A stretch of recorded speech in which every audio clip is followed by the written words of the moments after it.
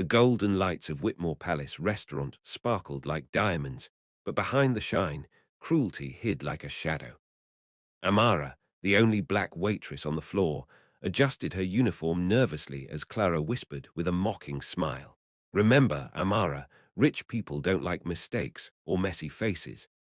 Amara swallowed the pain, forcing a polite smile, but inside her heart ached from the constant racism she faced every night. Tonight, a special guest had arrived, Mrs. Elena Whitmore, the deaf grandmother of the owner. Everyone avoided her table, annoyed that they'd have to write notes to communicate. But Clara smirked and said loudly, "Let the black girl serve her. Deaf and dumb, what a pair." The cruel laughter of staff echoed in Amara's ears as she approached the lonely old woman. Elena sat silently, her wrinkled hands folded, her silver hair glowing under the chandelier. Amara smiled warmly and wrote on a notepad, "What would you like to eat, ma'am?" The old woman's cloudy eyes softened as she slowly wrote back, "Just some tea, dear. You have kind eyes." For the first time, someone had spoken to Amara with kindness that night. As she served the tea, Elena noticed the bruises on Amara's wrist, proof of a harsh life she never complained about. Suddenly, Daniel Whitmore entered, tall and proud in his black suit. Cameras flashed as he greeted guests, his voice calm and powerful.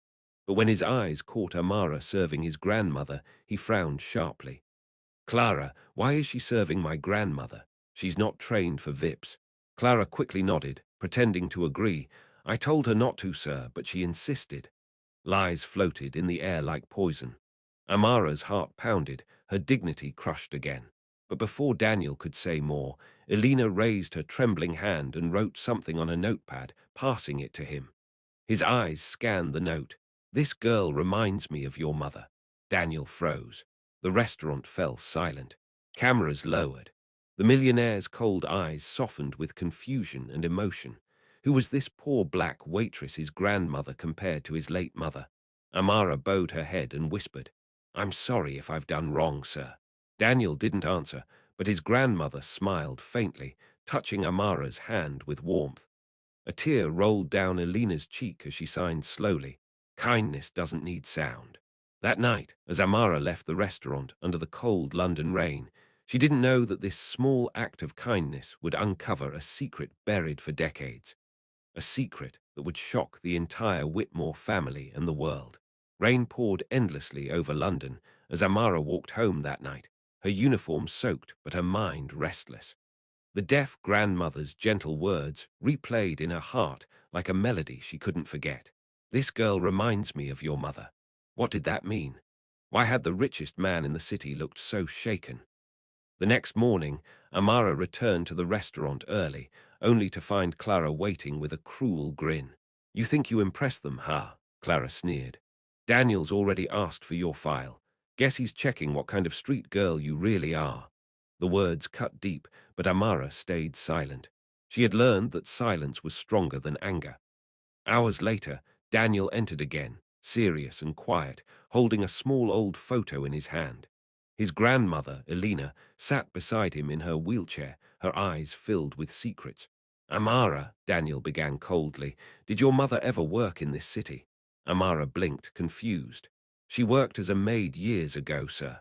"Why?" Daniel turned the photograph toward her. It showed a young black woman in a maid's uniform, smiling beside a much younger Elena Whitmore. The woman looked exactly like Amara's late mother. Amara gasped, her hands trembling. "That's my mother, Rosa." Elena's lips quivered as she slowly wrote something on her pad. "Rosa saved my life." Tears formed in her eyes as she signed slowly, her hands shaking. Daniel's expression changed from pride to disbelief. "Saved your life? How?" Elena's wrinkled hands trembled as she wrote again, "Your father, Daniel, your father betrayed her." The words hung heavy in the air. The staff stopped moving, even Clara froze in place. Amara's mind spun. What was Elena trying to say? "My father, what did he do?" Daniel demanded, his voice trembling for the first time. Elena pointed at the photograph, her fingers shaking, and wrote, "Rosa loved him, but the world hated that love." Silence fell over the restaurant. Clara stepped back, realizing the story unfolding was far darker than gossip. Racism had destroyed lives long before Amara ever served that cup of tea. Elena reached for Amara's hand and squeezed it, tears streaming down her face. You have her heart, my dear. Don't let them silence you too. Daniel stared at Amara, lost in confusion and guilt, the truth scratching at the edges of his perfect world. You mean she was? But before he could finish, Elena fainted in her chair. Panic broke out. Call an ambulance. Daniel shouted.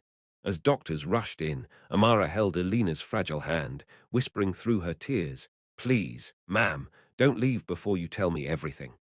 The ambulance lights flashed red across the glass windows, painting the walls like blood. Somewhere between those flashing lights, a mystery was being reborn, a truth that could destroy the Whitmore name forever. Subscribe for Chapter 3, The Secret Letter That Changes Everything. The hospital hallway smelled of antiseptic and fear as Amara sat outside the emergency room, her heart pounding like a drum. Daniel paced back and forth, his hands buried in his hair, his mind full of questions he never dared to ask. Clara stood in the corner, pretending to be worried, but secretly hoping Amara would be blamed for Elena's collapse. After an hour, the doctor came out and said softly, She's stable now, but she keeps asking for the waitress. Amara's eyes widened. Without waiting, she rushed inside. Elena lay weak but awake, her frail fingers clutching a small leather envelope. Her eyes glistened with tears as she handed it to Amara. This will tell you everything, she wrote shakily on a notepad. Daniel watched in silence as Amara opened the envelope and pulled out a faded letter. The handwriting was old, the ink nearly gone, but the words stabbed through the years like knives. To my dearest Elena, forgive me. I loved Rosa, but the world could not accept it. I sent her away before our child was born. If you ever find her daughter, tell her she is family, tell her she is a Whitmore. Amara gasped as tears filled her eyes. Rosa's daughter, that's me, she whispered. Daniel froze, the color draining from his face. You're my cousin. The truth hit him like thunder. All his arrogance, all his judgments, melted away in one moment of shame. Clara, standing near the door, dropped the tray she was holding, her mouth open in shock. A Whitmore. Her. The racism she had thrown at Amara suddenly turned into fear. Elena's eyes softened as she reached for both their hands, signing slowly, Blood doesn't lie. Kindness is the only truth. Amara cried silently, holding the letter to her chest, while Daniel's tears fell beside hers. He whispered, All this time I looked down on you, but you were family. The sound of rain tapping on the hospital window filled the silence like music. For the first time, Amara didn't feel small. She felt seen. She felt whole. The woman they had mocked, judged, and insulted had the same blood as the people who once looked at her with hate. Elena smiled faintly, her last words written tremblingly on the notepad. Make this world kinder than it was to us. The monitor beeped softly as her hand went still. Amara screamed, No, as Daniel caught her, both crying in grief. Outside, the night turned quiet, but inside their hearts, something had awakened, truth, forgiveness, and a spark that would change everything for generations. Subscribe for Chapter 4, The Will That Shocks the World. A week later, the Whitmore Palace was filled with black suits, silent faces, and cameras waiting for the reading of Mrs. Elena Whitmore's will. The world mourned the death of the kind, deaf grandmother, but no one knew the storm her last words were about to bring.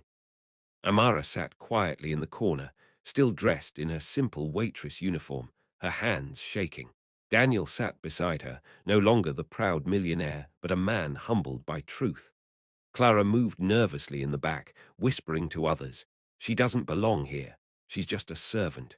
But Daniel turned sharply and said, She belongs more than any of us. The lawyer, an old man with silver glasses, cleared his throat and began reading. To my grandson, Daniel Whitmore, I leave the family business and all its responsibilities. To my faithful staff, I leave gratitude. And to the one person who reminded me that kindness is louder than hate, I leave my home, my fortune, and my name to Amara Rosa Whitmore. The entire room gasped. Reporters stood frozen, pens slipping from their hands. Clara's mouth fell open as she whispered, No, this can't be true. Amara covered her mouth in disbelief, tears running down her face. Me, But why me? The lawyer smiled kindly. Mrs. Whitmore discovered you were her granddaughter. She wanted the world to know that love breaks walls that hate builds. Daniel stood up and clapped slowly, his eyes shining with pride. Grandmother was right. You were the strongest of us all. The crowd began to whisper, and soon the whispers turned into applause. For the first time, the black waitress who had been mocked and judged was standing tall as the rightful heir of the Whitmore family.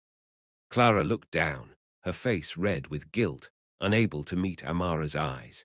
But Amara walked to her and said softly, "Don't hate yourself, Clara. Just learn to be kind. That's what Mrs. Whitmore wanted." Her voice was calm but powerful, echoing across the hall. Cameras flashed, capturing her every word. Amara turned toward the audience and said, "Racism made me invisible. Love made me seen. If you believe in kindness, subscribe and share this story, because change begins with us." Outside, the rain had stopped. The sun broke through the clouds, shining on the Whitmore mansion like a new beginning. Amara stood by the window, holding the letter that had changed her life, whispering, "Thank you, Grandma." And somewhere beyond the light, the spirit of Mrs. Elena Whitmore smiled, proud that the world had finally heard the voice that once had no sound. Subscribe for more heart-touching stories, where truth, love, and courage always win.